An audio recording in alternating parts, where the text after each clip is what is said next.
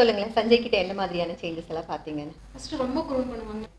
ஒரு development okay, சும்மா ஒரு சின்ன கான்சன்ட்ரேஷன் டெவலப்மெண்ட் கிடைக்கட்டும். குறும்பு, சொன்ன பேச்சு கேட்க மாட்டான். மீனா அவங்ககிட்ட வந்து ரொம்ப லேசியா இருப்பா, கான்சென்ட்ரேட் பண்ண மாட்டான். சஞ்சய் வந்து மேக்ஸ்ல ரொம்ப வீக்கா இருக்கு. என்ன ஸ்டாண்டர்ட்? 8th. ஸோ எவ்வளோ நாளில் உங்களுக்கு கிளாஸ் முடிச்சதுக்கு அப்புறம் உங்களுக்கு தெரிய ஆரம்பிச்சது ரிசல்ட்? ஒரு 1 மந்த் கிட்ட வரும்போதே கொஞ்சம் ரிசல்ட் தெரியும். என்னென்ன ரிசல்ட் பார்த்தீங்க? இப்போ கான்சென்ட்ரேஷன் நல்லா படிக்கிறதுக்கு உட்காந்துக்கிறாளா? உட்காந்துக்கிறான். இப்போ படிக்கிறது வந்து முன்னாடி 15 மினிட்ஸ் இருந்துச்சுன்னா இப்போ 5 மினிட்ஸ்ல படிக்க முடியும். அகாடமிக் சைடு வந்து நான் சொன்னேன் நல்ல குழந்தை. அதனால எனக்கு ஒரு பெரிய சேஞ்சஸ் தெரியாது. பட் என்னன்னா லைக் இன்னுமே சீக்கிரம் படிக்க ஆரம்பிச்சிட்டா.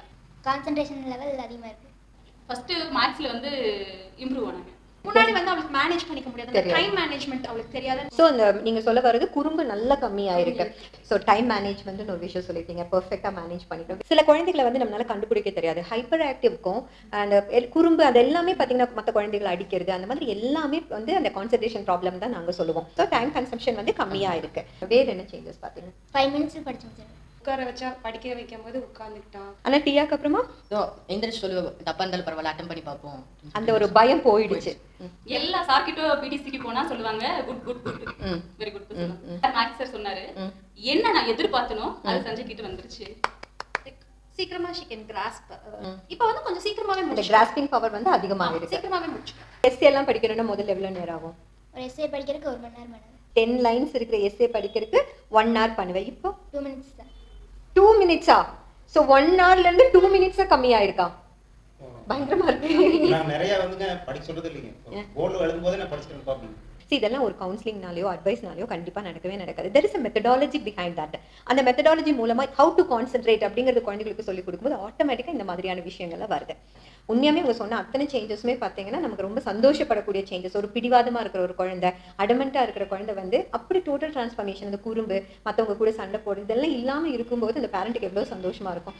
அப்புறம் மெயினாக அந்த ஃபர்ஸ்ட் இங்கே கிளாஸ் வந்த பிறகு எக்ஸசைஸே அவன் பண்ணாமல் இருந்தான். ஓகே, அதுக்கப்புறம் இப்போ எக்ஸசைஸ் கரெக்டாக ரெகுலர் பண்ணோடனே மற்றதெல்லாம் அப்படி கரெக்ட் பண்ணேன். ஓகே, ஸோ நினைக்கிறத விட நம்மளோட பிரெயின் வந்து அவ்வளோ பவர்ஃபுல்லான ஒரு சாஃப்ட்வேர்னு தான் நான் சொல்லுவேன். ஸோ அந்த லேசினஸை கூட அந்த பிரெயினை வந்து நம்ம கரெக்டாக டியூன் பண்ணினா வந்து தடுத்துடலாம். ஒரு விஷயத்தை நம்ம புரிஞ்சு செஞ்சாலே அதில் நம்மளுக்கு இன்ட்ரெஸ்ட் வந்துடும்.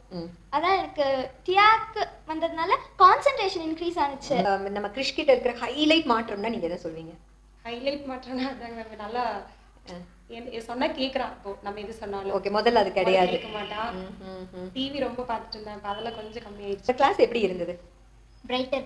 ஸோ இதை பார்த்துட்டு இருக்க ஸ்டூடெண்ட்ஸுக்கு தான் நான் சொல்கிறேன், ஹவு டு கான்சென்ட்ரேட்டுங்கிறது வந்து யூனிக் ப்ரோக்ராம், யூனிக் மெத்தடாலஜி. அதை படிச்சுட்டோம்னு வச்சுக்கோங்களேன், எப்படி கான்சென்ட்ரேட் பண்ணுறதுன்னு படிச்சுட்டோன்னா அகடமிக் சைட் அமேசிங்காக கலக்கலாம். அதே மாதிரி பிஹேவியர் நம்மளை அடிச்சு காலையில் அவ்வளோ டிசிப்ளின் லைஃப் வந்து நமக்கு கெட்ட விஷயங்கள் பிடிக்காது, நம்ம கெட்ட விஷயங்கள் பண்ண மாட்டோம். டிஃபால்ட்டாகவே நம்ம சாஃப்ட்வேர் வந்து அதுக்கு தகுந்த மாதிரி மாறிடும். என்ன ஆகணும்னு ஆசைப்படுறேன்? டாக்டர் ஆகணும். கண்டிப்பாக நீ டாக்டர் ஆகிடும். ஓகே, ஸோ டியா மாதிரியான வகுப்புகள் வந்து வேணுமா, நம்ம குழந்தைகளுக்கு வேணுமா? கண்டிப்பா இது தேவை. ஏன் அப்படின்னா நம்மளுக்கு வந்து இந்த மாதிரி ஒரு எக்ஸ்போஷரே கிடையாது. ஃபர்ஸ்ட் ஆஃப் ஆல் இப்படி ஒரு விஷயம் நம்மளால செய்ய முடியும் அப்படிங்கிறதே வந்து இவ்வளோ வயசுல ஒரு டெஸ்டிமோனியல் பார்த்தா நானே தெரிஞ்சுக்கிட்டேன். அந்த மாதிரி எங்க சின்ன வயசுல கிடைக்காது, இவங்களுக்கு இப்ப கிடைச்சா இன்னும் நல்லா யூஸ்ஃபுல்லா இருக்கும். டியா உனக்கு ரொம்ப ஹெல்ப் பண்ணுது. ஆமா, கான்சென்ட்ரேஷன்லயும் ஃபோக்கஸ்லயும் அது ரொம்ப எனக்கு ஹெல்ப் பண்ணுது. ஸோ டியா மூலமா எவ்வளோ % ஹாப்பியா இருக்கீங்க? அவுட் ஆஃப் 100க்கு சொல்லுங்க. 100% ஹாப்பியா இருக்கீங்க. ரோஹித்? 100%. ஸோ டியா மாதிரியான கிளாஸ் இல்லாம இருந்திருந்தா நீ என்னென்ன மிஸ் பண்ணியிருப்பேன்?